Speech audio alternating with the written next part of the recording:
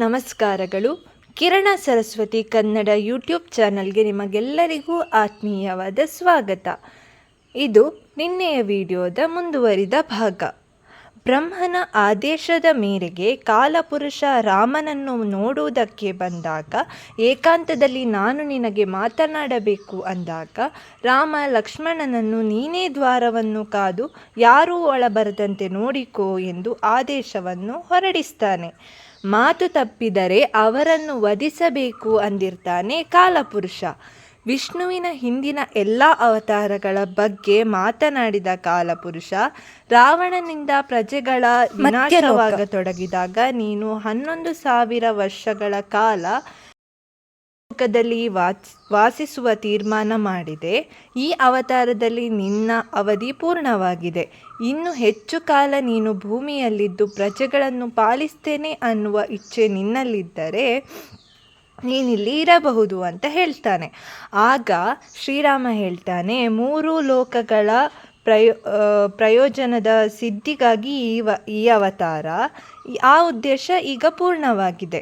ನಾನು ಎಲ್ಲಿಂದ ಬಂದೆನೋ ಅಲ್ಲಿಗೆ ಈಗ ಹೋಗ್ತೇನೆ ಅನ್ನೋವಷ್ಟರಲ್ಲಿ ಲಕ್ಷ್ಮಣ ಒಳಗೆ ಬಂದು ದೂರ್ವಾಸ ಮುನಿಗಳ ಆಗಮನದ ವಿಷಯವನ್ನು ತಿಳಿಸ್ತಾನೆ.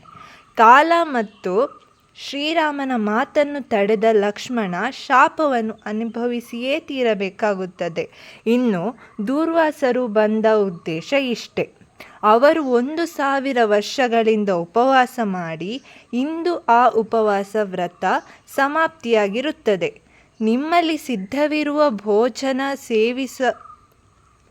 ಸೇವಿಸುವುದಕ್ಕೆ ಅಂತ ಬಂದಿದ್ದೇನೆ ಅಂತ ಹೇಳ್ತಾರೆ. ಇದ್ದ ಹಾಗೆ ಖುಷಿಯಿಂದ ಅವರಿಗೆ ಭೋಜನವನ್ನು ಶ್ರೀರಾಮನೇ ಬಡಿಸ್ತಾನೆ. ಇನ್ನು ಕಾಲನ ಶಾಪದ ಪ್ರಕಾರ ಲಕ್ಷ್ಮಣನ ವಧೆ ಮಾಡಬೇಕಾಗಿರುತ್ತದೆ. ಆದರೆ ಮಹಾಪುರುಷನನ್ನು ತ್ಯಜಿಸೋದು ವಧೆ ಮಾಡೋದಕ್ಕೆ ಸಮ ಅಂತ ಶ್ರೀರಾಮ ಲಕ್ಷ್ಮಣನನ್ನು ತ್ಯಜಿಸಿ ಬಿಡ್ತಾನೆ.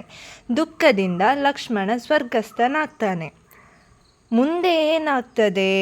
ರಾಮ ತನ್ನ ಅವತಾರವನ್ನು ಸಮಾಪ್ತಿಗೊಳಿಸುವುದಕ್ಕೆ ಮುಂಚೆ ಏನನ್ನೆಲ್ಲ ಮಾಡ್ತಾನೆ ಅಂತ ನಾಳಿನ ವಿಡಿಯೋದಲ್ಲಿ ತಿಳಿಸಿಕೊಡ್ತೇನೆ.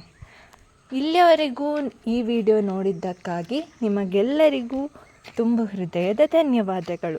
ಮುಂದಿನ ವಿಡಿಯೋದಲ್ಲಿ ಸಿಗೋಣ. ಚಾನೆಲ್ ಸಬ್ಸ್ಕ್ರೈಬ್ ಮಾಡಿಲ್ಲದೆ ವಿಡಿಯೋ ನೋಡುತ್ತಿದ್ದರೆ ದಯವಿಟ್ಟು ಚಾನೆಲ್ ಸಬ್ಸ್ಕ್ರೈಬ್ ಮಾಡಿ ಬೆಂಬಲ ನೀಡಿ.